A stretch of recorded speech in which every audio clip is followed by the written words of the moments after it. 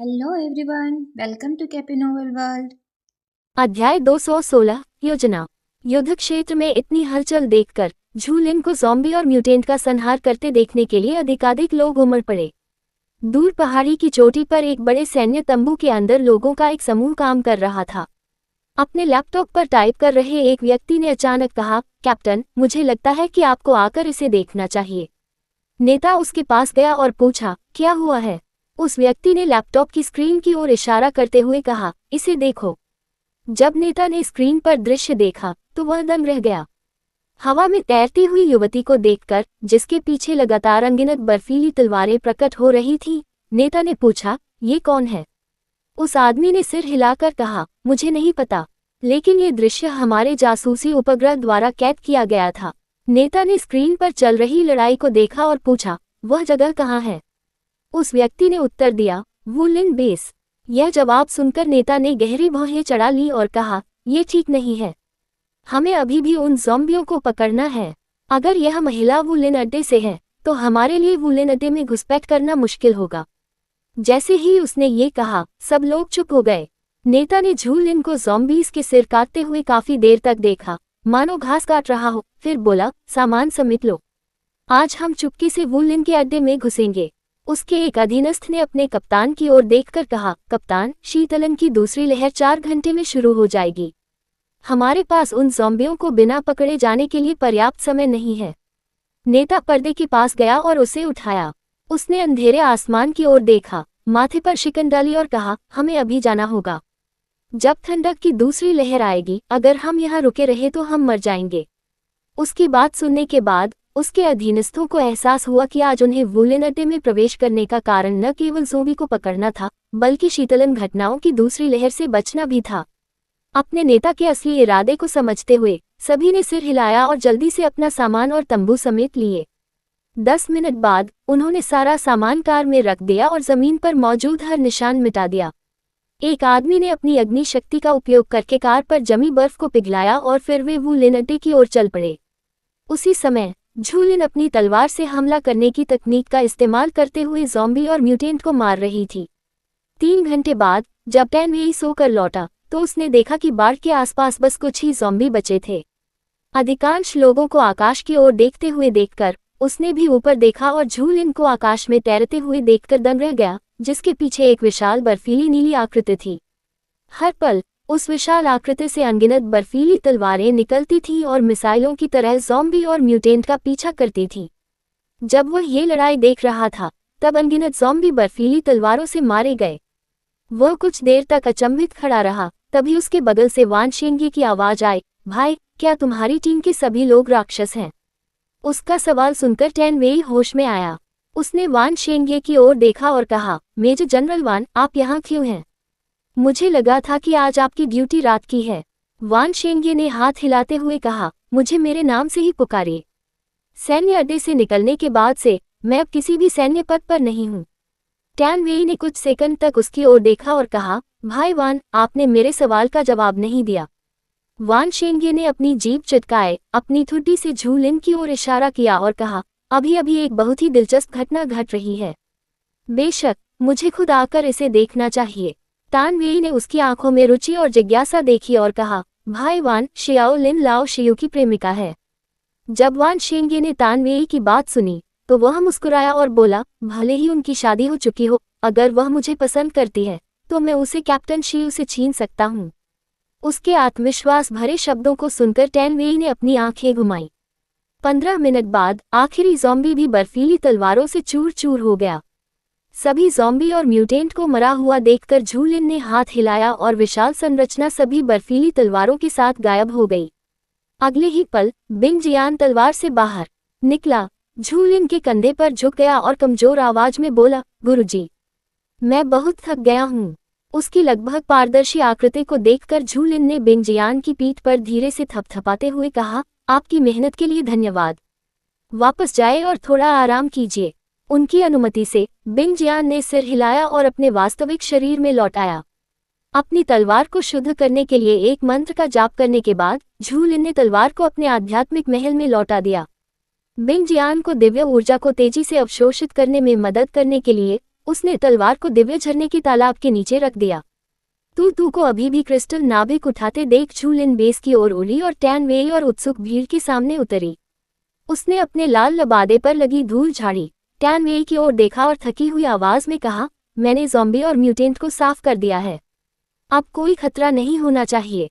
Tan वेई ने उसके थके हुए और पीले चेहरे को देखा और पूछा, शाओ लिन, क्या तुम ठीक हो? झू लिन ने हल्की सी मुस्कान के साथ कहा, मैं ठीक हूँ। मैंने बहुत अधिक दिव्य ऊर्जा खर्च कर दी थी और मुझे आराम करने की जरूरत थी। टैन वेई के बगल में खड़े एक व्यक्ति को देखकर झू लिन ने पूछा, ये युवा स्वामी कौन है? ओह, ये वान शेंगे हैं।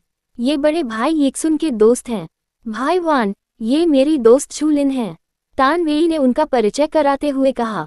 वान शेंगे ने झू लिन को देखकर मुस्कुराते हुए कहा, यहाँ आने से पहले मैंने सुश्री झू के बारे में बहुत कुछ सुना था। लगता है अफवाहें सुनने से बेहतर असल में किसी से मिलना होता है। सुश्री झू अफवाहों से कहीं ज्यादा खूबसूरत और मजबूत हैं।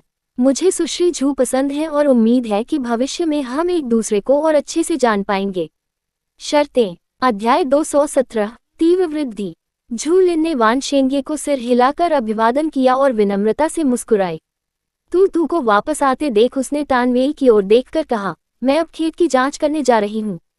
टैन वेई ने एक पल के लिए वान शेंगे की ओर देखा, झू लिन को सिर हिलाकर इशारा किया और कहा, ठीक है शाओ लिन, इसके बाद तुम वापस जाकर आराम कर लो। हम। झू लिन के जाते हुए उसकी पीठ को देखते हुए वान शेंगे ने अपनी बाहें मोड़कर कहा, सुश्री झू एक दिलचस्प महिला है। ये दुख की बात है कि ऐसा लगता है कि उन्हें मुझमें कोई दिलचस्पी नहीं है। ये सुनकर टैन वेई मुस्कुराया, वान शेंगे के कंधे पर थपथपाया और बोला, चूंकि भाई वान को ये पहले से ही पता है, तो आप अपना समय व्यर्थ के कामों में बर्बाद न करें। मुझे अभी काम करना है, इसलिए मैं पहले जा रहा हूँ। फिर मिलते हैं। ये शब्द कहकर टैन वेई अन्य अलौकिक प्राणियों के साथ ज़ॉम्बी के शवों को जलाने चला गया। उन्हें ज़ॉम्बी के शवों को जल्द से जल्द जलाना था, इससे पहले कि काला खून और सड़ा हुआ मांस मिट्टी को प्रदूषित कर दे। जब टैन वेई और अन्य अलौकिक प्राणी सेक्टर ई के बाहर के क्षेत्र की सफाई कर रहे थे, झू लिन खेत में गया। freewebnovel.com। खेत में उगते अंकुरों को देखकर झू लिन का मन प्रसन्न हो गया। चूंकि दिव्य झरने के जल का उपयोग खाद के रूप में करने से वे दुष्ट ऊर्जा से दूषित मिट्टी में भी सामान्य रूप से पौधे उगा सकते हैं, तो वे इस खबर को फैला सकते हैं। उसे विश्वास था कि जब उन ठिकानों को ये खबर मिलेगी, तो वे निश्चित रूप से पवित्र जल खरीदने आएंगे। साथ ही पवित्र जल और शुद्ध बीजों के बदले अधिक आपूर्ति प्राप्त करने से उन्हें स्वयं आपूर्ति खोजने में लगने वाला काफी समय बच जाएगा। यदि उसकी योजना सफल होती, तो अधिक लोग अपना भोजन स्वयं उगा सकते थे और भूखमरी से होने वाली मृत्यु दर को कम कर सकते थे। झू लिन खेतों में घूम रही थी और उसने पाया कि वहां काम करने वाले अधिकांश लोग साधारण लोग थे। जिज्ञासावश वह पास के खेत में काम कर रहे 3 बुजुर्गों के पास गई। उसे आते देख उनमें से एक ने मुस्कुराते हुए उसकी ओर देखा और पूछा, मैडम, क्या आपको किसी चीज की जरूरत है? झू लिन ने मुस्कुराते हुए बूढ़े आदमी की ओर देखा और पूछा, दादाजी, अब सिर्फ आप तीनों ही काम क्यों कर रहे हैं? बाकी मजदूर कहाँ हैं? बूढ़े व्यक्ति ने अपनी आस्तीन से पसीना पोंछा और कहा, उत्तरी क्षेत्र की सहायता के लिए उन अलौकिक प्राणियों को बुलाया गया था। अब खेतों में काम करने वाले मजदूर केवल साधारण लोग हैं। अपनी बात समाप्त करने के बाद एक अन्य बुजुर्ग व्यक्ति ने कहा, मैंने सुना है कि यह बेस के नेताओं द्वारा लिया गया एक आपातकालीन निर्णय है ताकि यह सुनिश्चित किया जा सके कि सभी के पास नौकरी हो और वे भोजन और पानी कमा सकें। एक बूढ़ी औरत ने सिर हिलाकर कहा, हाँ, मेरा पोता भी एक अलौकिक प्राणी है। वह युद्ध के मैदान में रसद पहुंचाने वाला संदेशवाहक था। उसने मुझे बताया कि युद्ध के मैदान में काम करके वह बहुत सारी रसद और क्रिस्टल नाभिक कमा सकता था। बस दिक्कत यह है कि खतरा बहुत ज्यादा था।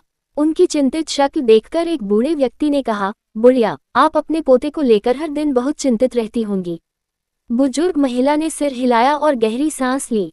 उसे इस हालत में देखकर एक और बुजुर्ग व्यक्ति ने जीभ चटकाते हुए कहा, क्यों आहें भर रही हो? तुम भाग्यशाली हो क्योंकि तुम्हारा पोता एक अलौकिक प्राणी है। लाओ ली और मुझे देखो, हम दोनों ने अपने परिवार खो दिए हैं और मुश्किल से अपने दम पर थोड़ा बहुत भोजन जुटा पाते हैं। उनकी बातचीत सुनने के बाद झू लिन ने थोड़ी देर सोचा और कहा, मेरे सवाल का जवाब देने के लिए आप सभी का धन्यवाद। उसके जाने के बाद बूढ़े आदमी ने उसकी पीठ की ओर देखा और कहा, कितनी सुंदर युवती है। उसकी बातें सुनकर बूढ़ी औरत ने सिर हिलाकर कहा, वह तो बेचारी है। बूढ़े आदमी को समझ नहीं आया कि उसने ऐसा क्यों कहा। उसने बूढ़ी औरत की ओर देखा और पूछा, बुढ़िया, आपका इससे क्या मतलब है? मुझे लगता है कि वह युवती एक खुशहाल जीवन जी रही है। बुढ़िया ने आह भरते हुए कहा, आजकल की दुनिया में औरत जितनी खूबसूरत होती है, उसका जीवन उतना ही कठिन और दयनीय होता है। कल रात ही मैंने अपने पोते को ये कहते सुना कि उसने एक आदमी को अपनी बेटी को खाने के बदले बेचते देखा। क्योंकि वह थोड़ी सी सुंदर थी, इसलिए उसने उसे एक अधेड़ उम्र के अलौकिक प्राणी को ऊंची कीमत पर बेच दिया। वह आदमी उसका बाप हो सकता है। बुजुर्ग महिला की बातें सुनकर दोनों बुजुर्ग चौंक गए। अपने परिवार के सदस्यों को खो चुके होने के कारण उनमें से किसी को भी यह विश्वास नहीं हो रहा था कि कोई माता पिता थोड़े से सामान के लिए अपने बच्चे को बेच सकते हैं। थोड़ी देर बाद तीनों ने दूर खड़ी झूलिन की ओर देखा, सिर हिलाया और अपना काम जारी रखा। झूलिन को पता नहीं था कि तीन बूढ़े लोग उस पर तरस खा रहे थे। उसने खेत के सुपरवाइजर की ओर देखकर कहा, पौधे बहुत अच्छे से बढ़ रहे हैं। आपको क्या लगता है कि सब्जियों की पहली फसल काटने में कितना समय लगेगा? पर्यवेक्षक ने आंकड़ों को देखकर कहा, सामान्यतः मूली की कटाई में कम से कम 30 दिन लगते हैं। लेकिन किसी कारणवश हमारी मूली की वृद्धि और परिपक्वता पहले से कहीं अधिक तेज है। अन्य सब्जियों की भी वृद्धि और परिपक्वता सामान्य से तेज है। इस गति से हम कुछ ही दिनों में सब्जियों की पहली खेप की कटाई कर सकेंगे। उसकी बातें सुनकर झूलिन मन ही मन सोचने लगी, क्या बीजों के इतनी तेजी से बढ़ने और पकने का कारण दिव्य झरने का जल है, या फिर इसलिए कि मैंने अपनी दिव्य ऊर्जा का उपयोग करके बीजों में निहित दुष्ट ऊर्जा को शुद्ध किया है? कुछ देर सोचने के बाद झूलिन ने सुपरवाइजर की ओर देखा और पूछा, क्या आपने फसल की वृद्धि के आंकड़े दर्ज किए हैं? पर्यवेक्षक ने सिर हिलाकर कहा, जी हाँ, कैप्टन शिव को विस्तृत रिपोर्ट चाहिए थी, इसलिए हमने हर घंटे सभी फसलों की स्थिति दर्ज की। झूलिन ने सिर हिलाकर कहा, यह अच्छी बात है। अब आप काम पर वापस जा सकते हैं। आपकी मेहनत के लिए धन्यवाद। अध्याय 218, शीतलहर। सुपरवाइजर ने झूलिन की ओर मुस्कुराते हुए कहा, मुझे यही करना चाहिए। खेत छोड़कर झूलिन विला लौट आई। दरवाजा खोलते ही उसने चारों ओर देखा, लेकिन उसे शिवू नहीं मिला। ये सोचकर कि वह इन दिनों बहुत व्यस्त होगा, उसने आह भरी और साधना करने के लिए अपने शयनकक्ष में वापस चली गई। जब वह अपनी दिव्य ऊर्जा पुनः प्राप्त कर रही थी, तब शिवू वुलिन के अड्डे से कुछ ही दूरी पर एक सुनसान जगह पर साधना कर रहा था। शैतान देवता के रूप में अपनी स्मृति पुनः प्राप्त करने के बाद से ही उसने इस दुनिया की शैतानी ऊर्जा को अवशोषित करना शुरू कर दिया था। गुप्त संगठन के अस्तित्व के बारे में जानने के बाद शिवू ने उनकी जांच शुरू की। छोटे ज़ोंबी की मदद से उसने पता लगाया कि गुप्त संगठन द्वारा प्रलयकारी वायरस को अनजाने में बनाने का कारण शैतानी ऊर्जा का अस्तित्व खोज लेना था। चूंकि सब कुछ शैतानी ऊर्जा के कारण शुरू हुआ, इसलिए उसे बस इस दुनिया की सारी शैतानी ऊर्जा को सोख लेना है। इस दुनिया से शैतानी ऊर्जा के गायब हो जाने के बाद गुप्त संगठन अपने प्रयोग जारी नहीं रख पाएगा, और शायद एक समय ऐसा भी आएगा जब ज़ॉम्बी और म्यूटेंट अपनी शक्ति खो देंगे। जब शिवू और झूलिन साधना में व्यस्त थे, तभी अचानक तापमान तेजी से गिर गया। टैन वेई ने अपनी बाहों को रगड़ा, रेन युआन की ओर देखा और पूछा, कैप्टन रेन, क्या आपको नहीं लगता कि आज बहुत ठंड है? रेन युआन ने अपने लाल लबादे को देखा और असहाय होकर पूछा, भाई तान, क्या आपको वह लबादा पहनने के बाद भी ठंड लग रही है? तान वेई चुपचाप रेन युआन की आधी बाजू की कमीज और पतली जैकेट को देखता रहा। कुछ पल चुप रहने के बाद तान वेई ने शर्मिंदा होकर अपना सिर खुजाया और कहा, लेकिन मुझे लगता है कि आजकल से ज्यादा ठंड है। उसकी बात सुनकर रेन युआन ने गहरी सांस ली, उसकी सांस से बने घने कोहरे को देखा और कहा, मुझे लगता है तुम सही कह रहे हो। हमें जल्दी से जल्दी वापस लौटना होगा। जैसे ही उसने बोलना समाप्त किया, उसे दूर से वेई बाई की आवाज सुनाई दी, सब लोग भागो, ठंडक की दूसरी लहर आ रही है, जल्दी से अड्डे पर लौट आओ। जैसे ही उसने बोलना समाप्त किया, सभी अलौकिक प्राणी अपना काम रोककर बेस की ओर दौड़ पड़े। हालांकि सेक्टर दीवार के पीछे वाले बेस जितना गर्म नहीं है, फिर भी वहां का तापमान आरामदायक सीमा के भीतर है। बेस की ओर दौड़ते हुए टैन वेई ने पीछे मुड़कर देखा तो पाया कि तापमान में अचानक आए बदलाव के कारण जमीन में दरारें पड़ रही थी। टैन वेई को दौड़ना बंद करते देख रेन युआन ने उसकी कलाई पकड़ ली, उसे खींचा और चिल्लाया, तुम क्या कर रहे हो? भागो! अपने पैरों के नीचे जमीन को तेजी से जमते देख टैन वेई ने तुरंत अपनी अग्नि शक्ति का आह्वान किया, जमने की प्रक्रिया को धीमा करने के लिए अपने पीछे की जमीन पर निशाना साधा और बेस की ओर वापस भागा। बार पार करते ही टैन वेई और रेन युआन जमीन पर गिर पड़े और हौंफने लगे। बाढ़ के बाहर बर्फ और हिम से ढकी सफेद दुनिया को देखकर टैन वेई ने हौंकते हुए कहा, ये सचमुच डरावना है। कैप्टन रेन, आपका बहुत बहुत धन्यवाद। रेन युआन ने अपना सिर हिलाया, कुछ गहरी सांसें ली और अपनी आंखें ऊपर उठाईं।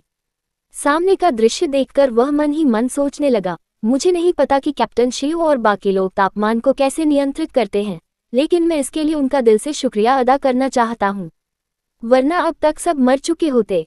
अलौकिक प्राणियों की गड़गड़ाहट सुनकर जब आम लोग अपने आश्रयगृहों से बाहर निकले और बाढ़ के बाहर बर्फ और हिम से ढकी दुनिया को देखा तो वे दंग रह गए। बाढ़ से अलग हुई दो अलग अलग दुनियाओं को देखकर वे सिहर उठे। उस क्षण उन सभी को एहसास हुआ कि इस आश्रय में रहने का अवसर मिलना उनके लिए कितना सौभाग्य की बात है। शांत होने के बाद रेन युआन जमीन से उठ खड़ा हुआ और बोला, मुझे नहीं पता कि ठंडक की इस दूसरी लहर में कितने लोग बचेंगे। ये सुनकर तान वेई जमीन से उठ खड़ा हुआ, अपने कपड़ों और पैंट पर लगी धूल झाड़ी और बोला, कहना मुश्किल है। मुझे बस उम्मीद है कि अन्य ठिकानों के नेता इसके लिए तैयार होंगे, अन्यथा वे अगली शीत लहर का सामना नहीं कर पाएंगे। विला में जी यांग झू लिन के बेडरूम की ओर दौड़ी और बेचैनी से दरवाजा खटखटाया। Knock knock knock. दरवाजे पर दस्तक सुनकर झू लिन साधना रोककर दरवाजा खोलने गई। जैसे ही उसने दरवाजा खोला, जी यांग अंदर आ गया। चारों ओर देखते हुए उसने पूछा, शाओलिन, क्या लाओ शिव तुम्हारे साथ है? झू लिन ने सिर हिलाया और संदेह से पूछा, वह मेरे साथ नहीं है। क्या आपको नहीं पता कि वह कहाँ जा रहा है? जी यांग ने सिर हिलाते हुए कहा, मैंने उसे सुबह से नहीं देखा है। झू लिन ने उसके चेहरे के भाव देखकर पूछा, क्या हुआ? ये देखकर कि उसे कुछ भी पता नहीं था, जी यांग ने समझाया, शीतलन की दूसरी लहर आ गई है। बेस के बाहर का तापमान अब -53 डिग्री सेल्सियस है। मुझे डर है। उसकी बात सुनकर झू लिन ने हैरानी से उसकी ओर देखा और कहा, क्या ऐसा हो सकता है? जी यांग ने सिर हिलाकर कहा, आपने बिल्कुल सही अनुमान लगाया। जब मैं लाओ शिव को ढूंढने गया तो किसी ने बताया कि उसने लाओ शिव को आज सुबह अड्डे से निकलते देखा था और वह अभी तक वापस नहीं आया है। मुझे उम्मीद थी कि वह यहीं होगा, लेकिन वह नहीं है। ये शब्द सुनते ही झू लिन अपने कमरे से बाहर भागी। उसकी घबराहट भरी शक्ल देखकर जी यांग तुरंत उसके पीछे भागा और बोला, शाओलिन, जल्दबाजी मत करो। उसने लाल लबादा निकाला और उसे पहन लिया, फिर बोली, तू मैं शिव को ढूंढने जा रही हूँ, तुम अभी बाहर मत आना। अपने आध्यात्मिक महल के अंदर क्रिस्टल नाभिक को अलग करने में व्यस्त तू ने आश्चर्य से पूछा, गुरुजी, क्या शिव के साथ कुछ हुआ है? झू लिन ने भौहें चढ़ाकर कहा, मुझे उम्मीद है कि उसे कुछ नहीं हुआ होगा। इतना कहने के बाद झू लिन ने बर्फ के फूल के पेंडेंट से एक उड़ने वाली तलवार निकाली। अध्याय 219। क्या आप जानते हैं कि मैं कौन हूँ? इससे पहले कि जी यांग उसका पीछा कर पाता, झू लिन उड़ती हुई तलवार पर सवार होकर तेजी से उड़ गई। उसे गायब होते देख जी यांग ने गुस्से में बड़बड़ाया। ये जानते हुए कि वह झू लिन और शिव के बारे में कुछ नहीं कर सकता, जी यांग ने पहले अपने अड्डे पर मौजूद आपात स्थिति से निपटने का फैसला किया।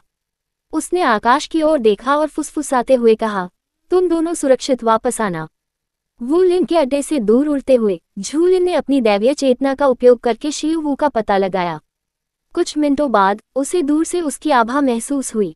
झू लिन ने उसकी आभा का पीछा किया और 2 मिनट से अधिक समय तक उड़ती रही। अंततः उसे एक छोटी गुफा में बेहोश पड़ा हुआ पाया।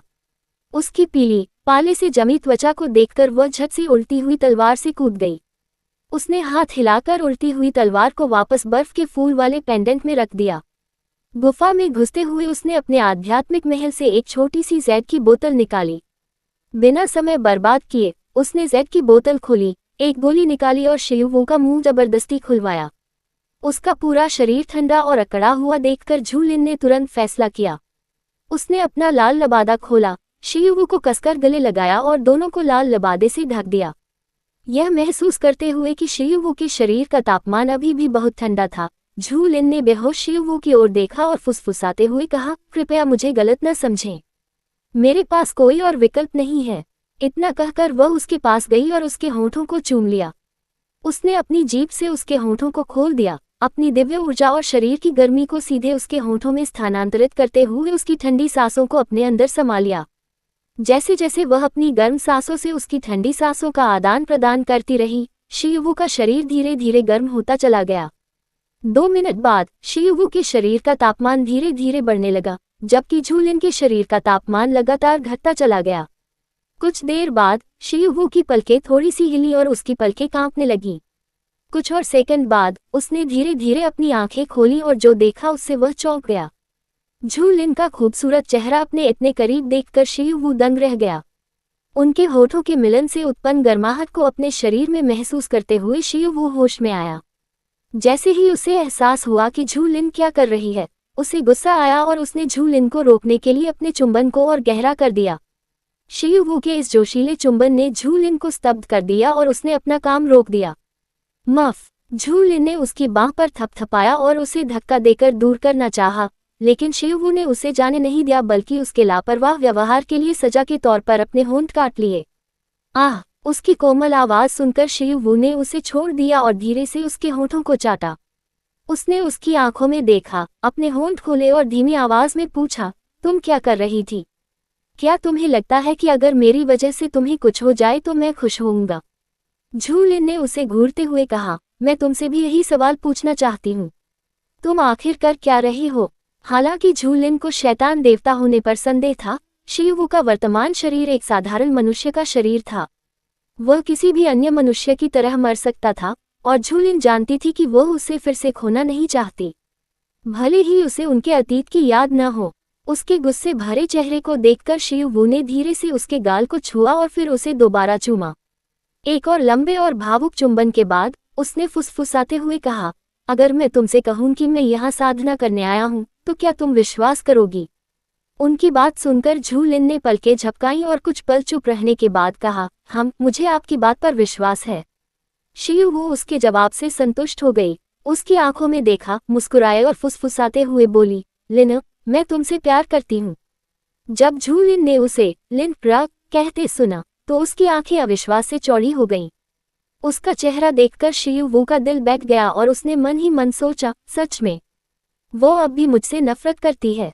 उसने अपना हाथ पीछे खींच लिया और उससे दूर हट गया, मानो उसने कुछ देखा ही न हो। उसने जमीन पर गिरे लाल लबादे को उठाया और उसे पहनने में उसकी मदद की। उसकी उंगलियां ठंड से जम गई थीं, इसलिए लबादे को ठीक से बांधने में उसे थोड़ा समय लगा। दर्द और खुजली सहते हुए शियुवू ने बड़ी सावधानी से उसके लिए लबादे को ठीक किया। ये देखकर कि वह अब भी उसे स्तब्धता से देख रही है, शियुवू ने अपनी दृष्टि हटा ली और पत्थर की दीवार का सहारा लेकर खड़ा हो गया। दुर्भाग्यवश उसका शरीर अभी भी अकड़ा हुआ था और ठंड से दर्द हो रहा था। जैसे ही उसने एक कदम बढ़ाया, वह लड़खड़ा गया और लगभग जमीन पर गिर ही पड़ा। तभी पतली भुजाओं ने अचानक उसे पीछे से कसकर गले लगा लिया। शियुवू अपनी पीठ पर अचानक महसूस हुई गर्माहट से चौंक गया। वह एक पल के लिए स्तब्ध रह गया, फिर उसने अपनी कमर के चारों ओर लिपटी बाहों को थपथपाया और कहा, मैं ठीक हूँ।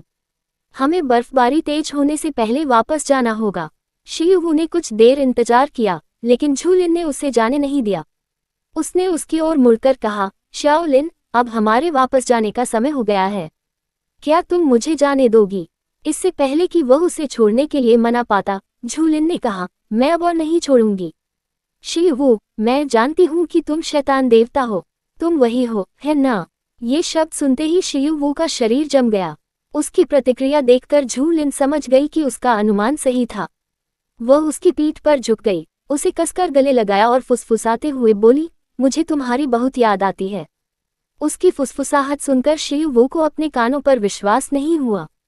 वह उसकी ओर मुड़ा और अपनी उंगलियों से उसकी ठोड़ी ऊपर उठाई।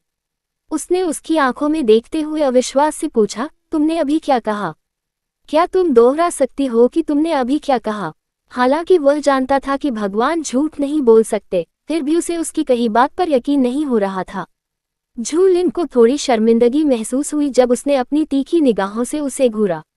उसने अपनी नजरें झुका ली और फुसफुसाते हुए कहा, मैंने कहा, मुझे तुम्हारी याद आती है। क्या तुम जानते हो कि मैं कौन हूँ?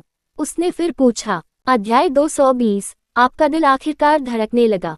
शियुवू का सवाल सुनकर झूलिन ने सिर हिलाया। शियुवू उसके जवाब से संतुष्ट नहीं हुई और बोली, लिन, मेरी तरफ देखो और मुझे जवाब दो। कुछ क्षणों की चुप्पी के बाद झूलिन ने उसकी ओर देखा और कहा, तुम शैतान देवता हो और तुम शियुवू भी हो। मैं जानती हूँ कि तुम कौन हो। उसका जवाब सुनकर शियुवू मुस्कुराए और बोली, मैं ही हूँ। लिन प्र, मुझे तुम्हारी बहुत याद आती है। इतने सालों में तुम कैसी हो? क्या तुम्हें भी मेरी उतनी ही याद आती है जितनी मुझे? झू लिन ने मुस्कुराते हुए उससे कहा, जब मैं व्यस्त नहीं होती तो कभी कभी मुझे तुम्हारी याद आती है। शियू ने उसकी बात सुनकर मुस्कुरा दिया। दोनों ने कुछ देर तक एक दूसरे को गले लगाया और फिर शियू ने कहा, हमें अब वापस चलना चाहिए ताकि लाओ यान और शियाओ वेई को कोई परेशानी न हो। झू लिन ने सिर हिलाया, उड़ने वाली तलवार निकाली और कहा, चलो चलते हैं। वे दोनों तुरंत उड़ती हुई तलवार पर सवार होकर वू लिन के अड्डे की ओर वापस उड़ गए। अवरोध के ऊपर से उड़ते हुए झू लिन ने ऊपर देखा और पूछा, क्या तुम्हें गर्मी लग रही है? उसके पीछे खड़ी शियू ने उसे और कसकर गले लगाया, उसके माथे पर चुंबन किया और कहा, हम तुम्हें अपनी बाहों में लेकर मैं हमेशा गर्माहट महसूस करूंगी। जैसे ही वे विला के दरवाजे पर पहुंचे, जियांग ने दरवाजा खोला, उनके पास गया और चिंतित स्वर में पूछा, लाओ शियू, तुम कहाँ जा रहे हो? क्या तुम इतने ऊब गए हो कि मौत को गले लगाने निकल पड़े हो? उसके गुस्से से भरे चेहरे को देखकर शियू ने बेबसी से कहा, मैंने नहीं। उसके बोलने से पहले ही जियांग ने उसके शरीर पर फ्रॉस्टबाइट के निशान देखे और घबराकर पूछा, लाओ शियू, तुम्हें क्या हुआ है? शियू के जवाब का इंतजार किए बिना जियांग उसे उठाकर विला की ओर दौड़ते हुए चिल्लाया, शाओ वेई, जल्दी करो और डॉक्टर को बुलाओ। असहाय शियू को जियांग द्वारा ले जाते देख झू लिन अवाक रह गई।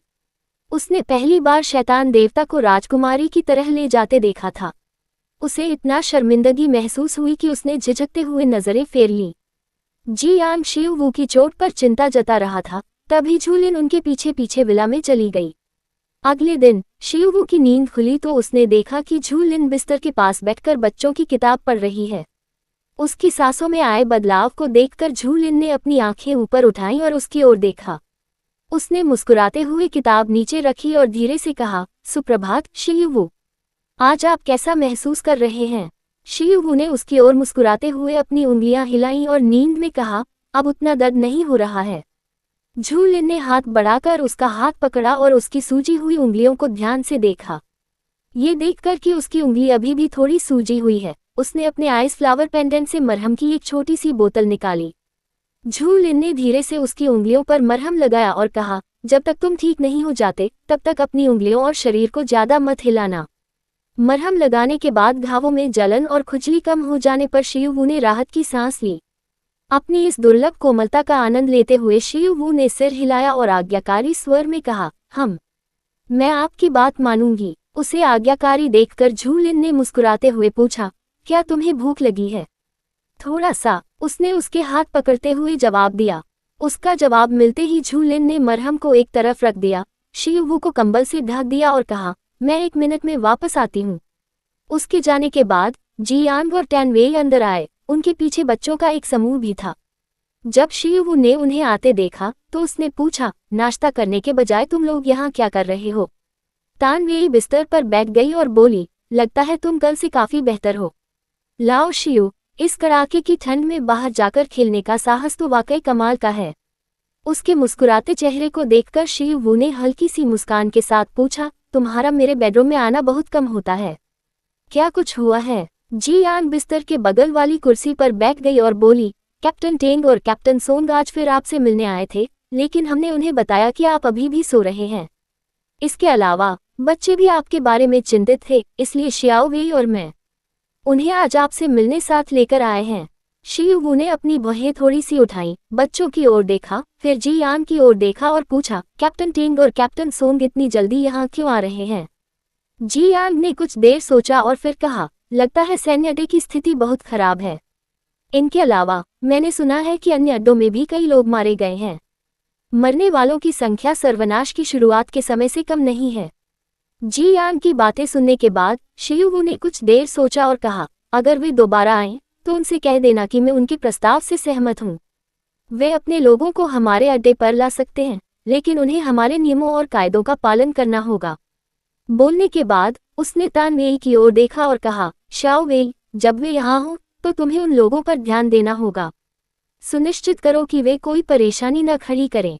टैन वेई ने उसे सिर हिलाकर कहा, ठीक है। इसके बाद शियू ने जियांग की ओर मुड़कर कहा, लाओ यांग, मैं यह मामला आपके हवाले करता हूँ। कृपया उन्हें बसने में मदद करें और उनके रहने के लिए जगह का इंतजाम करें। जी यांग ने उसे सिर हिलाकर सहमति दी और पाया कि सभी बच्चे शियू वू को घूर रहे थे। उसने मुस्कुराते हुए उनसे कहा, इधर आओ। क्या तुम सबने बड़े भाई शियू वू से मिलने जाने की बात नहीं कही थी? बड़े भाई शियू वू से मिलने के बाद तुमने उनसे बात क्यों नहीं की?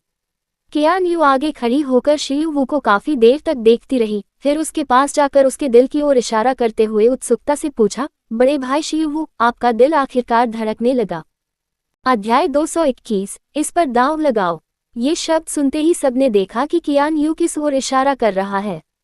बाकी लोग असमंजस में थे। वही शियू वू ने कियान यू को देर तक देखा। उसने थोड़ा भौहें चढ़ाकर पूछा, क्या तुम दूसरों के शरीर के अंदर की चीजें भी देख सकते हो? लड़के ने उसकी ओर सिर हिलाते हुए कहा, मैंने आखिरकार आज उस पत्थर को हिलते हुए देखा। वह सामान्य लग रहा था और अब पत्थर नहीं था। जब सब लोग उनकी बातों से उलझन में थे, तभी झूलिन खाने की थाली लेकर लौटी। कमरे का माहौल थोड़ा अजीब सा महसूस करते हुए उसने संदेह भरी नजरों से उनकी तरफ देखा, फिर थाली को बिस्तर के पास वाली मेज पर रखकर बोली, चूंकि आप भारी खाना नहीं खा सकते, इसलिए आज सिर्फ दलिया ही खा सकते हैं। ठीक होने के बाद आप जो चाहे खा सकते हैं। शियू वू को उनकी ओर घूरते देख जी यांग अपनी कुर्सी से उठ खड़ा हुआ और बोला, हम अब आपको परेशान नहीं करेंगे। आप आराम कीजिए और इन दिनों बाहर मत जाइए। उसकी लगातार बकबक सुनकर शियू वू ने लाचारी से आह भरी और कहा, मुझे पता है। जी यांग ने उसके चेहरे के भाव देखे, सिर हिलाया और तानवेई और बच्चों के साथ कमरे से निकल गया। कमरे से निकलने से पहले कियान यू ने शियू वू की छाती पर नजर डाली और कहा, बड़े भाई शियू वू, बधाई हो। उनकी बात सुनकर शियू वू मुस्कुराए और बोली, धन्यवाद। जब झूलिन ने शियू वू को विनम्रतापूर्वक नाश्ता कराया, तब वूलिन के अड्डे के बाहर स्थिति वास्तव में खराब थी। हालांकि तेंग बाय और सोंग चेंगसू ने शियू वू का जवाब सैन्य अड्डे पर भेज दिया था, लेकिन सैन्य अड्डे से अभी तक कोई प्रतिक्रिया नहीं मिली थी। भारी हिमपात के कारण संचार व्यवस्था प्रभावित होने की आशंका को देखते हुए तेंग बाय और सोंग चेंगसू ने निर्णय लेने से पहले कुछ और दिन इंतजार करने का फैसला किया। सौभाग्यवश 4 दिन के इंतजार के बाद उन्हें आखिरकार वह जवाब मिल गया जिसकी उन्हें प्रतीक्षा थी, हालांकि वह उम्मीद के मुताबिक अच्छा नहीं था। शेल हाउस में छोटे से पलंग पर बैठे तेंग बाय और सोंग चेंगसू संचार उपकरण पर देख रहे थे और उन्होंने माओ यान को ये कहते हुए सुना, शाओ बाय, अभी हमारे लिए बेस छोड़ना आसान नहीं है क्योंकि बाहर बहुत ठंड है। अगर हम पूरी तरह से तैयार नहीं हुए तो वूलिन बेस पहुंचने से पहले ही हमारी मौत हो जाएगी। चाचा जी, अगर आप अभी नहीं निकले तो आगे निकलना और भी मुश्किल हो जाएगा। तापमान हर पल गिर रहा है और ठंडक की तीसरी लहर आने वाली है। तब तक आप सब बेस से निकलने का मौका मिले बिना ही मर चुके होंगे। तेंग बाई ने फ्राउनिंग हुए कहा। उसका चिंतित चेहरा देखकर सोंग चेंगसू ने तेंग बाई के कंधे पर हाथ रखकर उसे शांत किया और कहा, कमांडर माओ, अगली शीतलहर आने तक तापमान गिरता रहेगा। भाई तेंग सही कह रहे हैं। आपको जल्द से जल्द बेस छोड़ देना चाहिए, अन्यथा आप भविष्य में निकल नहीं पाएंगे और मरने के अलावा कोई चारा नहीं रहेगा। सैन्य अड्डे के एक छोटे से कमरे में माओ यान और अन्य वरिष्ठ अधिकारी, डॉक्टर और वैज्ञानिक एक छोटे से कोयले के चूल्हे के चारों ओर बैठे थे। संचार उपकरण लाउडस्पीकर मोड पर होने के कारण तेंग बाय और सोंग चेंगसू की बातें सभी को स्पष्ट रूप से सुनाई दे रही थी। ये जानते हुए कि जितना अधिक वह इंतजार करेगा, स्थिति उतनी ही कठिन और खतरनाक होती जाएगी, माओ यान ने अपने मुख्य चिकित्सक लू काई की ओर देखा और पूछा, डॉक्टर लू, क्या इस मामले में आपके पास कोई सुझाव है? एक डॉक्टर होने के नाते लू काई को पता था कि फ्रॉस्टबाइट और निमोनिया कितने खतरनाक होते हैं और कम तापमान के प्रति मानव शरीर की सीमाएं क्या हैं। उन्होंने काफी देर तक सोचने के बाद अपनी आंखें ऊपर उठाईं। लू काई ने बाकी लोगों की तरफ देखकर कहा, हमारे पास जो बचा हुआ सामान है और मौजूदा मौसम को देखते हुए बाहरी मदद के बिना इस अड्डे से निकलना बहुत मुश्किल हो सकता है। सामान और सर्दियों के कपड़ों की कमी के अलावा बाहर भारी बर्फबारी हो रही है और सड़कें जम गई हैं। हमारे पास चिकित्सा कर्मचारियों की भी कमी है। ऐसे में वूलिन अड्डे तक सफलतापूर्वक पहुंचने की हमारी संभावना केवल 10% है। लू काई की शांत व्याख्या सुनने के बाद वहां मौजूद सभी लोग चुप हो गए। दूसरी ओर तेंग बाय और सोंग चेंगसू ने भी लू काई की बातें सुनी। काफी देर की चुप्पी के बाद तेंग बाय ने कहा, मैं वूलिन अड्डे से समर्थन प्राप्त करने की कोशिश करूंगा। साथ ही मुझे उम्मीद है कि अगर वे हमारी मदद करने से इनकार करते हैं तो आप सभी कोई न कोई समाधान निकाल लेंगे। बोलने के बाद उन्होंने गहरी सांस ली और धीरे से कहा, सभी को शुभकामनाएं। तेंग बाई ने भारी मन से बातचीत समाप्त की, जबकि सोंग चेंगसू छोटी खिड़की से बाहर सोच विचार भरी निगाहों से देख रहा था। जैसे जैसे मनुष्य सर्दियों में जीवित रहने के लिए संघर्ष कर रहे हैं, उच्च श्रेणी के ज़ॉम्बी का एक समूह एक सुनसान सुपरमार्केट में छिपा हुआ है। उनके शरीर पर मौजूद चोटों से पता चलता है कि इन उच्च श्रेणी के ज़ॉम्बी ने अभी अभी एक भयंकर युद्ध लड़ा है। एक ज़ॉम्बी ने टूटी हुई कांच की खिड़की से अपना सिर बाहर निकाला और आसपास का जायजा लिया। दूर मोटे, ठंड से बचाने वाले कपड़े पहने पुरुषों के एक समूह को देखकर वह ज़ॉम्बी तुरंत नीचे बैठ गया और दूसरे ज़ॉम्बी की ओर सिर हिलाया। जब दूसरे ज़ॉम्बीज़ ने नर ज़ॉम्बी को सिर हिलाते देखा तो वे गुस्से से दहाड़ उठे। ये जानते हुए कि बाहर खड़े उन आदमियों से बचना उनके लिए मुश्किल होगा, एक महिला ज़ॉम्बी ने अचानक कहा, मुझे लगता है कि हमें वुलेन अड्डे पर जाकर पता लगाना चाहिए कि अफवाहें सच है या झूठ। उसकी बातें सुनकर एक और महिला ज़ॉम्बी ने भी कहा, क्या तुम सच में ऐसा सोच रही हो? कहीं ये अफवाहें उन दुष्टों का जाल तो नहीं है? मैं शेर के मुंह से निकलकर भेड़िए की मांद में नहीं गिरना चाहती। महिला ज़ॉम्बी के ऐसा कहने के बाद ज़ॉम्बी समूह के नेता ने टूटी हुई खिड़की से बाहर झांकते हुए कहा, दहाड़, चूंकि वे लोग हमें जाने नहीं दे रहे हैं, तो हमारे पास केवल एक ही विकल्प है। चलो वुलेन अड्डे चलते हैं। हमारे पास जीवित रहने का कोई और रास्ता नहीं है, इसलिए यही करना बेहतर है। अध्याय 222 पलायन। अब जब उनके नेता ने वुलेन अड्डे पर जाने का फैसला कर लिया है, तो बाकी ज़ॉम्बियों को कोई आपत्ति नहीं है। इसके बाद नर ज़ॉम्बी अपनी जासूसी क्षमता का उपयोग करके इलाके की छानबीन करता है। कुछ मिनट बाद 30 से अधिक ज़ॉम्बियों का समूह उस सुनसान इमारत से निकल जाता है जब आसपास कोई नहीं होता। दुर्भाग्यवश इससे पहले कि वे उस इलाके से निकल पाते, उनका पीछा करने वालों में से एक ने उन्हें देख लिया और चिल्लाया, वे रहे। उस तेज चीख की वजह से बाकी लोग भी ज़ॉम्बीज़ की तरफ देखने लगे। ज़ॉम्बीज़ को शहर के बाहर की तरफ तेजी से भागते देख नेता चिल्लाया, इन्हें जिंदा पकड़ो, इन्हें भागने मत दो। ये शब्द सुनते ही 30 से अधिक लोग अपनी स्नोमोबाइलों पर सवार हो गए। हालांकि सड़क क्षतिग्रस्त हो गई थी, लेकिन जमीन पर जमी मोटी बर्फ के कारण स्नोमोबाइलें आसानी से चल पा रही थीं। पीछा करने वालों को करीब आते देख ज़ॉम्बी के सरदार ने कहा, गरज, भागो, उद्धरण चिन्ह। जैसे ही उसने ये कहा, सारे ज़ॉम्बी अलग अलग दिशाओं में भाग गए।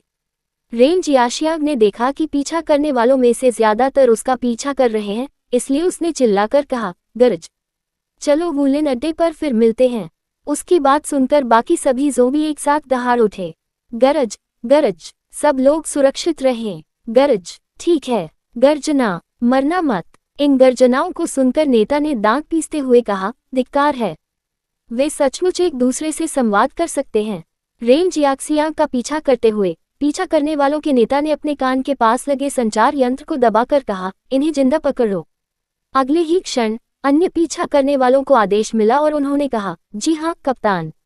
5 घंटे बाद जब हिमपात और भी तेज होता जा रहा था, रेंज याशियांग आखिरकार अपने पीछा करने वालों से बच निकला। वह बर्फ के ढेर के नीचे एक बड़ी चट्टान के नीचे छिप गया और कुछ देर तक आसपास के इलाके का जायजा लिया। जब उसे यकीन हो गया कि कोई उसका पीछा नहीं कर रहा है, तो वह बर्फ से बाहर रेंग कर निकला। कुछ कदम चलने के बाद रेंज याशियांग ने पाया कि उसकी हरकतें सामान्य से अधिक अकड़ी हुई थीं। उसने अपने शरीर को देखा और पाया कि बर्फ के कारण उसके जोड़ जम गए थे। उसके चेहरे पर कोई भाव नहीं था और वह बिना रुके पूरी तेजी से वुलेन अड्डे की ओर दौड़ पड़ा। वह एक ही दिशा में देखता रहा और तब तक दौड़ता रहा जब तक उसे भारी हिमपात के पीछे छिपा हुआ प्रसिद्ध घना कोहरा दिखाई नहीं दिया। अपने सामने इस विचित्र घटना को देखकर रेंज याक्सियांग ने चारों ओर देखा और कोहरे में प्रवेश करने से पहले अपने दोस्तों का इंतजार करने का फैसला किया। अगर उसे वुलेन अड्डे को सुरक्षित रूप से खोजना है, तो उसे वू येचेन की जासूसी क्षमता और दृष्टि क्षमता की आवश्यकता होगी। आखिरकार इस वुलेन अड्डे के बारे में फैली अफवाहें वाकई अजीब और अविश्वसनीय हैं।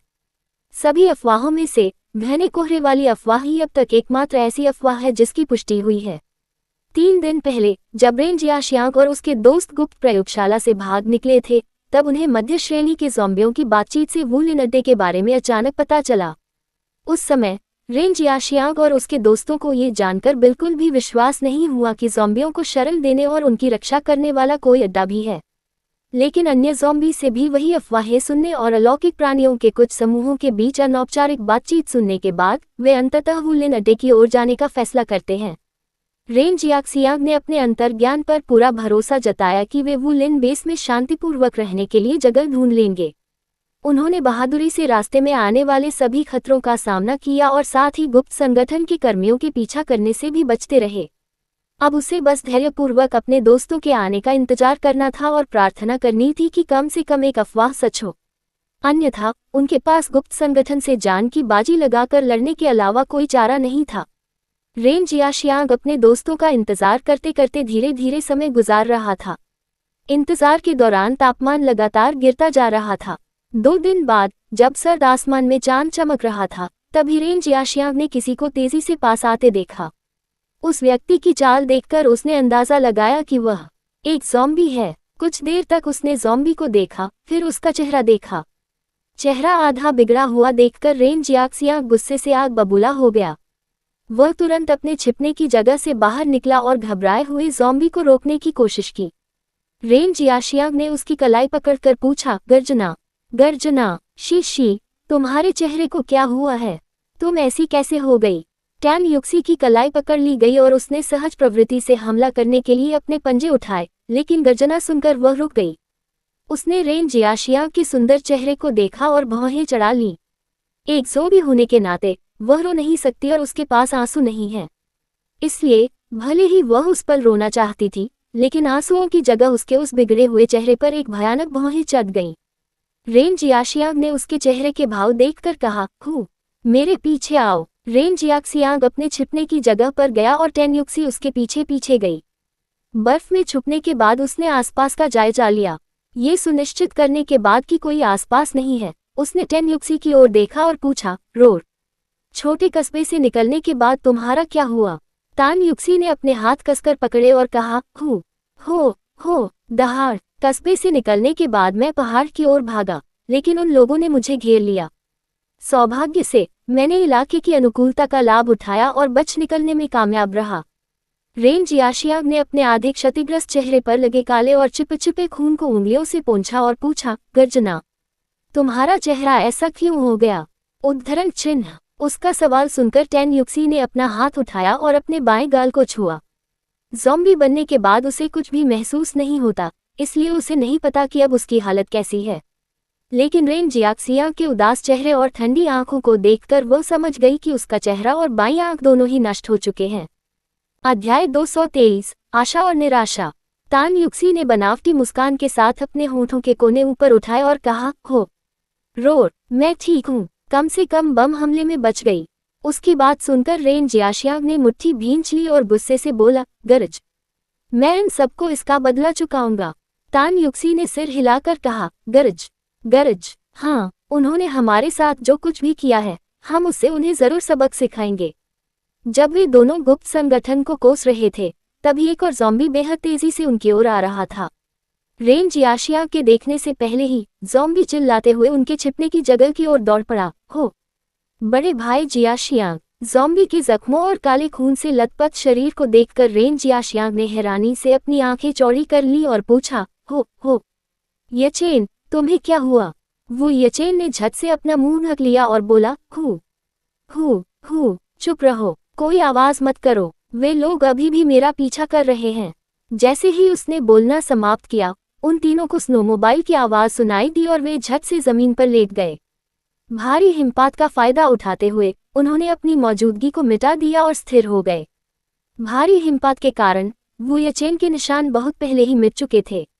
अपने लक्ष्य को खोकर पीछा करने वालों ने अपनी स्नोमोबाइलें घने कोहरे से कुछ ही दूरी पर खड़ी कर दी। बर्फ के नीचे छिपकर रेन जियाक्सियांग, टैन युक्सी और वो यचेन ने आशा की कि वे लोग घने कोहरे में चले जाएं और हमेशा के लिए वहीं फंस जाएं। बेहतर होगा कि वे लोग कोहरे में दर्दनाक मौत मर जाएं। दुर्भाग्यवश नेता ने संचार उपकरण के माध्यम से कुछ शब्द कहने के बाद दूसरों से कुछ शब्द कहे और फिर वे चले गए। उन लोगों को अचानक बिना कुछ किए घने कोहरे को घूरते हुए देखकर वो यचेन ने कहा, गर्जना, वे अचानक बिना कुछ किए क्यों चले गए? क्या ऐसा हो सकता है कि वे लोग भी घने कोहरे से डरते हों? रेन जियाशियांग ने कुछ देर सोचा और फिर कहा, गर्जना, मुझे इस बारे में पक्का यकीन नहीं है, लेकिन अभी अभी उनके सतर्क व्यवहार को देखते हुए मुझे लगता है कि वो लिन अड्डे के बारे में फैली अफवाहें सच हैं। जब तान युक्सी ने ये सुना तो उसकी दाहिनी आंख चमक उठी और उसने पूछा, गर्जना, तो क्या हम इस वुलन अड्डे में रहकर आखिरकार उन दुष्ट लोगों के चंगुल से बच सकते हैं? उसकी बात सुनकर वो यचेन उसकी ओर मुड़ा। उसका आधा क्षतिग्रस्त चेहरा देखकर उसकी आंखें सिकुड़ गईं। वह एक पल के लिए सदमे में उसे देखता रहा, फिर खुद को संभालकर बनावटी मुस्कान के साथ बोला, उम्मीद है ऐसा ही हो। पीछा करने वालों के चले जाने के बाद रेन जियाशियांग और उसके 2 दोस्तों ने 3 दिन और इंतजार किया, तब जाकर उनके सभी दोस्त वापस आए। अपने 1 दर्जन से ज्यादा दोस्तों को खो देने पर रेन जियाशियांग ने बाकी लोगों की तरफ देखा, मुट्ठी भींची और कहा, चलो चलते हैं।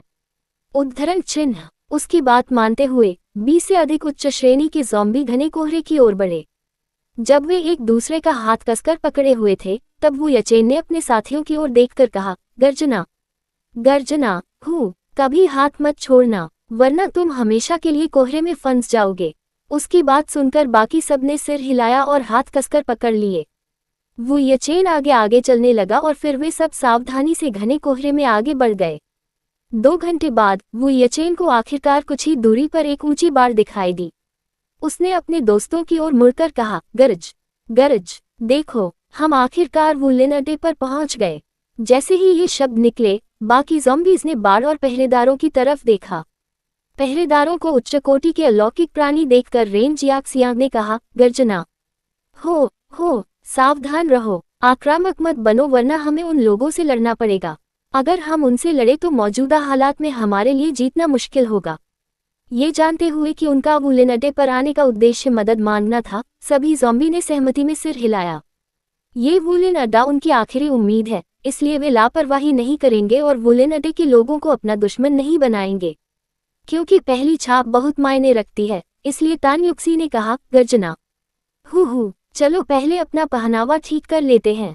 हम नहीं चाहते कि वे हमसे डरें, है ना? तान युक्सी के आधे अधूरे चेहरे को देखकर एक महिला ज़ॉम्बी ने कुछ देर सोचा, अपनी स्कर्ट फाड़ी और उसके आधे अधूरे चेहरे पर एक सुंदर धनुष बांध दिया। फिर उसने चेहरे को देखकर कहा, तुम बहुत सुंदर लग रही हो। तान युक्सी को खुशी हुई, उसने बनावटी मुस्कान दी और कहा, गरज गरज। धन्यवाद बड़ी बहन लिफान। तान युक्सी को उदाहरण के तौर पर लेते हुए बाकी ज़ॉम्बीज़ ने भी अपने कपड़े ठीक किए और अपने शरीर पर लगी धूल और खून के धब्बे साफ करने की कोशिश की। सबको तैयार देखकर रेन जियाक्सियांग ने उत्साह से भरी आवाज में कहा, गरज, चलो चलें। जैसे ही उसने ये कहा, वे सभी बाढ़ की ओर चल पड़े। जब पहरेदारों ने देखा कि 20 से अधिक उच्च श्रेणी के ज़ॉम्बी आ रहे हैं, तो उन्होंने अपने हथियार उठा लिए और सायरन बजा दिए। बेस में अलार्म बजते ही रेन जियाक्सियांग रुक गया। उसने अपने और अपने साथियों की ओर ताने गए हथियारों को बिना किसी भावना के देखा, जबकि उसकी लाल आंखें निराशा से भरी हुई थीं। उसने अपनी नज़रें झुका ली और सोचने लगा, क्या सचमुच इस दुनिया में हमारे लिए कोई जगह नहीं है? क्या इस्तेमाल होकर फेंक दिया जाना ही हमारा एकमात्र अंत है? ये सोचते हुए उसने मुट्ठी भींच ली और युद्ध के लिए तैयार हो गया। हालांकि वे सभी उच्च श्रेणी के ज़ॉम्बी हैं, लेकिन वे बुरी तरह घायल हो चुके हैं और इस समय अपनी आधी से ज्यादा शक्ति खो चुके हैं। इन पहरेदारों के हथियारों और ताकत को देखकर वह समझ गया था कि जैसे ही लड़ाई शुरू होगी, उन्हें जान की बाजी लगाकर लड़ना होगा। किस्मत अच्छी रही तो शायद कुछ बचकर भाग निकले, लेकिन अगर अफवाहें सच हैं, तो उनके यहाँ से सफलतापूर्वक भाग निकलने की संभावना लगभग 0 है। अध्याय 224, खोया हुआ भाई। जब रेन जियाशियांग को लगा कि वह और उसके दोस्त हमेशा के लिए चूहों की तरह छिप सकते हैं, तो वह उदास होकर मुस्कुराया और फिर अपनी आंखें ऊपर उठाईं। उसने उदास सर्दियों के आकाश की ओर देखा और कहा, गरज गरज गरज। मेरे दोस्तों ने, जब मैंने उन्हें रोका, तो भागने का मौका पाकर हड़प लिया। जैसे ही उसने ये कहा, बाकी सबने उसका हाथ कसकर पकड़ लिया। वो यचेन ने उसकी आंखों में देखते हुए कहा, गरज हो बड़े भाई जियाशियांग, मैं आपको अकेला नहीं छोड़ूंगा। रेन जियाक्सियांग के कुछ बोलने से पहले ही अचानक एक आदमी मोटे लाल लबादे में लिपटा हुआ तहखाने से बाहर निकला। उस आदमी की अचानक हरकत से सब चौंक गए। सहज प्रवृत्ति से प्रेरित होकर सबने रेन जियाक्सियांग को पकड़ लिया और पीछे खींच लिया। बाकी ज़ॉम्बी उसके सामने खड़े थे और लड़ाई के लिए तैयार थे। उनसे कुछ ही दूरी पर खड़े रेन युआन ने अविश्वास से रेन जियाशियांग के सुंदर चेहरे को देखा। वह चेहरा उसे बहुत जाना पहचाना लग रहा था, क्योंकि उसने कई सालों से ऐसा ही चेहरा देखा था। उसने एक हार निकाला, उसका पेंडेंट खोला और अंदर लगी पीली पर चुकी तस्वीर को देखा। अपने सामने खड़े ज़ोंबी और तस्वीर में दिख रहे छोटे लड़के के बीच समानता देखकर रेन युआन ने पेंडेंट पर अपनी पकड़ मजबूत कर ली और कांपती हुई आवाज में पूछा, क्या तुम जियाशियांग हो? जब ज़ॉम्बीज़ ने उसका सवाल सुना तो वे चौंक गए। ये पहली बार था जब इंसानों ने उन पर हमला नहीं किया और उन्हें पहचाना भी। रेन जियाक्सियांग ने वू यचेन के कंधे पर थपथपाते हुए कहा, गर्जना। हु कोई बात नहीं, लगता है वो मुझे जानता है। उसकी बातें सुनकर वू यचेन और अन्य लोग एक तरफ हट गए और उसे जाने दिया। रेन युआन के सामने खड़े होकर दोनों के चेहरों पर समानता स्पष्ट थी। काफी देर की चुप्पी के बाद रेन युआन ने पूछा, जियाशियांग, क्या तुम्हें मैं याद हूँ? मैं तुम्हारा चचेरा भाई हूँ। जब तुम पहले मुझसे मिलने आती थी तो हमेशा मुझे बड़े भाई युआन कहकर बुलाती थी। रेन जियाशियांग ने रेन युआन को संदेह भरी निगाहों से देखते हुए सिर हिलाकर जवाब दिया। हालांकि उसे सामने वाला व्यक्ति जाना पहचाना लग रहा था, लेकिन कई वर्षों तक इंसानों के अत्याचार सहने के बाद रेन जियाशियांग अब आसानी से इंसानों पर भरोसा नहीं कर पाता था। साथ ही 6 साल की उम्र में उसका अपहरण कर लिया गया था और ज़ॉम्बी बनने के बाद से ही उसकी इंसानी यादें मिट गई थी। रेन युआन ने देखा कि रेन जियाशियांग उसे पहचान नहीं पा रहा है, इसलिए उसने पेंडेंट खोलकर उसे तस्वीर दिखाई। बाकी ज़ॉम्बी इस तस्वीर को देखकर चौंक गए। तान यिक्सी ने तस्वीर की ओर इशारा करते हुए आश्चर्य से कहा, गरज गरज। बड़े भाई जियाशियांग, जब हम पहली बार मिले थे तब आपका चेहरा ऐसा ही था। उसकी बात सुनकर रेन जियाक्सियांग ने पीली पड़ चुकी तस्वीर को काफी देर तक देखा। फिर उसने रेन युआन की ओर देखा, पेंडेंट की ओर इशारा किया और फिर अपनी ओर इशारा किया। रेन युआन उसके हाव भाव से समझ गया, जल्दी से सिर हिलाया और बोला, हाँ, ये तुम्हारी तस्वीर है। ये तस्वीर उसी साल ली गई थी जब तुम्हारा अपहरण हुआ था। रेन जियाशियांग की ठंडी आंखों को देखते हुए रेन युआन ने कहा, मुझे पता है कि तुम मुझ पर विश्वास नहीं करोगी, लेकिन मैं तुम्हें साबित कर सकता हूँ कि तुम सचमुच मेरे छोटे भाई हो। तुम्हारी पीठ के निचले हिस्से पर पक्षी के आकार का जन्मचिन्ह है। तुम्हारे जन्म के समय तुम्हारे पिता ने उस जन्मचिन्ह को देखकर तुम्हारा नाम शियांग रखा था। उनकी इच्छा थी कि तुम पक्षी की तरह उड़ सको और आज़ादी से जीवन जी सको। ये शब्द सुनते ही रेन जियाशियांग दंग रह गया।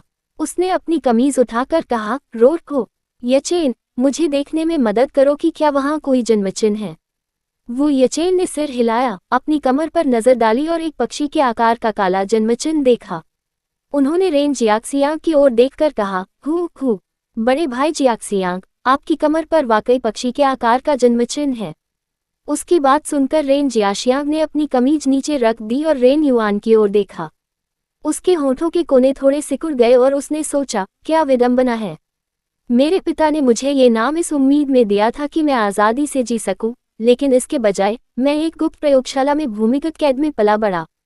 रेन जियाक्सियांग के मन में रेन युआन के लिए कई सवाल थे, लेकिन वह जानता था कि रेन युआन उसकी बात नहीं समझ रहा है। उसने बर्फ से ढकी जमीन पर एक नज़र डाली, फिर नीचे बैठकर कुछ लिखने लगा। जमीन पर लिखे हुए को देखकर रेन युआन कुछ कदम और करीब आया और उसे ध्यान से देखना चाहता था। जैसे ही उसने एक कदम बढ़ाया, रेन जियाक्सियांग ने तुरंत रक्षात्मक प्रवृत्ति से पीछे हट गया। उसकी निर्मम आंखों में भरी जानलेवा मंशा को देखकर रेन युआन दंग रह गया। वह काफी देर तक बिना हिले डुले खड़ा रहा, फिर उसने अपने होंठ खोले और धीमी आवाज में बुदबुदाया, जियाशियांग, इन वर्षों में तुमने क्या क्या झेला है? ऐसा क्यों होता है? ये सब मेरी गलती है। मुझे उस दिन तुम्हें गेंद उठाने के लिए अकेला नहीं छोड़ना चाहिए था। वो यचेन ने रेन युआन को वहां खड़े देखा, जो उदास चेहरे से अपने नेता को देख रहा था, और पूछा, गर्जना हो, उसे क्या हुआ? वह बड़े भाई जियाशियांग को इस तरह क्यों घूर रहा है? तान युक्सी ने सिर हिलाकर कहा, मुझे नहीं पता। रेन युआन को बस उसे घूरते हुए देखकर रेन जियाक्सियांग ने जमीन की ओर इशारा किया। अपनी भावनाओं पर काबू पाकर रेन युआन ने जमीन पर लिखे शब्दों को पढ़ा। कुछ सेकंड बाद उसने पूछा, तुम यहाँ हम पर हमला करने नहीं, बल्कि मदद मांगने आए हो? ये शब्द सुनते ही सभी ज़ॉम्बीज़ ने सिर हिलाया। उनके गंदे शरीर और काले खून और जख्मों से सने कपड़ों को देखकर रेन युआन ने मुट्ठी भींचकर फिर पूछा, क्या जो लोग तुम्हारा पीछा कर रहे हैं वे गुप्त प्रयोगशाला का हिस्सा हैं? इस बार रेन जियाशियांग ने जल्दी से जमीन पर कुछ लिखा। रेन युआन ने जमीन पर लिखे सवाल को पढ़कर पूछा, मुझे उनके बारे में कैसे पता चलेगा? रेन जियाशियांग ने सिर हिलाया और फिर रेन युआन ने कहा, क्योंकि आप लोगों के यहाँ आने से पहले ली हाओझान नाम का एक ज़ोंबी भी हमारे पास आया था और 50 से अधिक उच्च श्रेणी के ज़ोंबियों के साथ मदद मांग रहा था। उन्होंने कहा कि उनका पीछा एक गुप्त संगठन के लोग कर रहे थे और उन्हें छिपने के लिए जगह चाहिए थी। अध्याय 225 ठहरो। रेन युआन के मुंह से ली हाओझान का नाम सुनकर रेन जियाशियांग और अन्य ज़ॉम्बी दंग रह गए। उनकी प्रतिक्रिया देखकर रेन युआन ने कुछ देर सोचा और पूछा, क्या तुम ली हाओझान को जानते हो? उसका सवाल सुनकर रेन जियाक्सियांग ने सिर हिलाया और जमीन पर लिखा, हाँ, हम उसे जानते हैं। वह प्रयोग का पहला विषय है। ये शब्द सुनकर रेन युआन ने भौहें चढ़ाकर पूछा, प्रायोगिक विषय 0? यह क्या है? रेन जियाक्सियांग ने देखा कि रेन युआन को ली हाओझान की असली पहचान नहीं पता थी, इसलिए उसने लिखा, मैं आपको वह सब कुछ बता सकता हूँ जो हम जानते हैं, लेकिन एक शर्त है। ये वाक्य पढ़ने के बाद रेन युआन ने अपनी भौहें उठाई, रेन जियाशियांग की ओर देखा और पूछा, शर्तें क्या हैं? रेन जियाक्सियांग ने लिखा, हमें इसी अड्डे पर रहने दें और गुप्त संगठन से हमारी रक्षा करें। इसे पढ़ने के बाद रेन युआन ने अपना सिर हिलाया और कहा, मुझे खेद है, लेकिन मैं इस मामले पर फैसला नहीं कर सकता। उसका जवाब सुनकर रेन जियाशियांग और बाकी ज़ॉम्बी थोड़े निराश हुए। दोनों ने एक पल के लिए एक दूसरे को देखा और फिर रेन जियाशियांग ने जमीन पर लिखा, अगर मुझे इस मामले पर बात करनी है तो मुझे किससे संपर्क करना होगा? रेन युआन के जवाब देने से पहले ही एक गहरी, आकर्षक आवाज ने कहा, तुम मुझसे बात कर सकते हो। ये सुनकर रेन युआन ने पीछे मुड़कर देखा तो शिव वू झूलिन के साथ आ रहा था। झूलिन की आंखें गुस्से से लाल हो गईं जब उसने देखा कि उच्च श्रेणी के ज़ोंबी समूह के सदस्य कितने युवा थे। रेन युआन ने झूलिन को सिर हिलाकर सहमति दी, फिर शिव वू की ओर देखकर कहा, कैप्टन शिव, वे मदद के लिए हमारे पास आए हैं। शिव वू ने ज़ोंबी नेता की ओर देखा और रेन युआन और ज़ोंबी नेता के बीच समानताएं पाईं। उसने अपनी बाहें ऊपर उठाईं और पूछा, तुम्हारा परिवार? रेन युआन ने सिर हिलाकर कहा, यह मेरा छोटा भाई है जिसे 6 साल की उम्र में अगवा कर लिया गया था। ऐसा लगता है कि उसने अपनी सारी याददाश्त खो दी है। अब उसकी उम्र 22 साल होनी चाहिए, लेकिन वह लगभग 15 साल का ही दिखता है। शिव वू ने सिर हिलाकर कहा, मैं समझ गया। मुझे लगता है कि ज़ोंबी बनने के बाद भी उसकी शक्ल नहीं बदली। इतना कहकर उसने झूलिन की ओर देखा तो पाया कि वह एक युवा महिला ज़ॉम्बी की ओर बढ़ रही है। जब झूलिन उसके सामने खड़ी हुई तो टैन्युक्सी डर के मारे कुछ कदम पीछे हट गया और बोला, हो, क्या चाहती हो? झूलिन ने मुस्कुराते हुए उससे कहा, मैं कुछ नहीं करना चाहती। तुम्हारे चेहरे को क्या हुआ है? जैसे ही उसने ये कहा, सभी ज़ॉम्बीज़ अविश्वास से आंखें फाड़ बैठे। टैन्युक्सी ने झूलिन की ओर देखा और उत्साह से पूछा, हो, क्या तुम समझ पा रही हो कि मैं क्या कह रही हूँ? झूलिन ने सिर हिलाकर कहा, हाँ, मैं आपकी बात समझ सकती हूँ। उसकी बातें सुनकर रेन जियाशियांग भी अपनी खुशी नहीं छिपा सका। ज़ॉम्बी बनने के बाद पहली बार वे इंसानों से बात कर पा रहे थे। रेन जियाशियांग खुद को रोक नहीं पाया और झूलिन की तरफ कुछ कदम बढ़ाकर पूछा, रोर, तुम कौन हो? तुम्हें हमारी बातें कैसे समझ आ रही हैं? झूलिन ने उसकी ओर देखा और कहा, मैं 6 लोगों का सच्चा देवता हूँ, झूलिन। उसकी बातें सुनकर रेन जियाशियांग ने अपने दोस्तों से नजरें मिलाईं। उनकी आंखों में वही संदेह देखकर वह झूलिन की ओर मुड़ा और बोला, गर्जना। गर्जना, क्या तुम मजाक कर रही हो? इस दुनिया में कोई भगवान नहीं है। अगर भगवान होता तो दुनिया ऐसी नहीं होती। झूलिन ने सिर हिलाकर कहा, नहीं, अब जो कुछ भी हो रहा है वह इस गुप्त संगठन की वजह से है। वह एक पल के लिए रुकी और फिर बोली, मैंने अभी अभी आपके और कैप्टन रेन के बीच हुई बातचीत सुनी। अगर आपको हमारे अड्डे में रहने की अनुमति दी जाती है तो क्या आप वास्तव में हमें उस गुप्त संगठन के बारे में सब कुछ बता देंगे? रेन जियाशियांग ने सिर हिलाकर कहा, गर्जना, हाँ, हम आपको वह सब कुछ बताएंगे जो हम जानते हैं, जिसमें प्रायोगिक विषय 0 भी शामिल है। प्रायोगिक विषय 0, यह क्या है? झूलिन ने कुछ क्षण की चुप्पी के बाद पूछा। रेन जियाक्सियांग ने सिर हिलाते हुए कहा, गरज। गरज। प्रयोग का विषय 0 कोई वस्तु नहीं बल्कि एक व्यक्ति है, और सटीक कहें तो दुष्ट वैज्ञानिकों द्वारा ज़ोंबी बनाए जाने से पहले वह एक इंसान था। उसकी बात सुनकर झूलिन ने कुछ देर सोचा, फिर शिव वू की ओर मुड़कर पूछा, शिव वू, मैं चाहता हूं कि वे हमारे अड्डे पर ही रहें। इस बारे में तुम्हारा क्या विचार है? शिव वू ने मुस्कुराते हुए उससे कहा, चूंकि तुम ये करना चाहती हो तो आगे बढ़ो और करो। मैं तुम्हारे हर काम में तुम्हारा साथ दूंगी। उसकी बातें सुनकर झूलिन थोड़ी शर्मा गई। अपने भावों पर काबू पाते हुए उसने रेन जियाशियांग की ओर देखा और कहा, जब तक तुम हमारे नियमों का पालन करोगे तुम यहाँ रह सकते हो। जैसे ही उसने ये कहा, रेन जियाशियांग और अन्य ज़ॉम्बी बेहद खुश हो गए। उनकी खुशी को भांपते हुए झूलिन मुस्कुराए और बोली, कृपया मेरे साथ आइए। जैसे ही रेन जियाशियांग उसके पास से गुजरी, रेन युआन ने जल्दी से कहा, जियाशियांग, मैं थोड़ी देर में तुमसे मिलूंगा और तुम्हें तुम्हारे अतीत और हमारे परिवार के बारे में सब कुछ बताऊंगा। रेन युआन की बातें सुनकर रेन जियाक्सियांग ने कुछ पल तक उसे घूरा, सिर हिलाया और झूलिन के पीछे चल दिया। उसकी पीठ की ओर देखते हुए रेन युआन ने अपनी मुठ्ठियां भींच लीं और उसके शरीर से जानलेवा इरादा फूट पड़ा। शीयू ने उसकी ओर देखा और शांत भाव से कहा, तुम्हारे पास अभी भी अपने छोटे भाई का बदला लेने का मौका है। रेन युआन ने अपनी आंखें ऊपर उठाईं, शीयू की ओर देखा और कहा, मुझे पता है। झूलिन के आगे आगे चलने पर पहरेदारों ने बिना कुछ पूछे उन्हें जाने दिया। उनकी शांत मुद्रा देखकर रेन जियाक्सियांग ने झूलिन की ओर ध्यान से देखा। जैसे ही वे काले द्वार की ओर बढ़े, सामान्य और अलौकिक दोनों ही प्राणी उत्सुकता से उन्हें देखने लगे। सेक्टर ई की मुख्य सड़क से गुजरते समय रेन जियाक्सियांग ने कुछ बातचीत सुनी।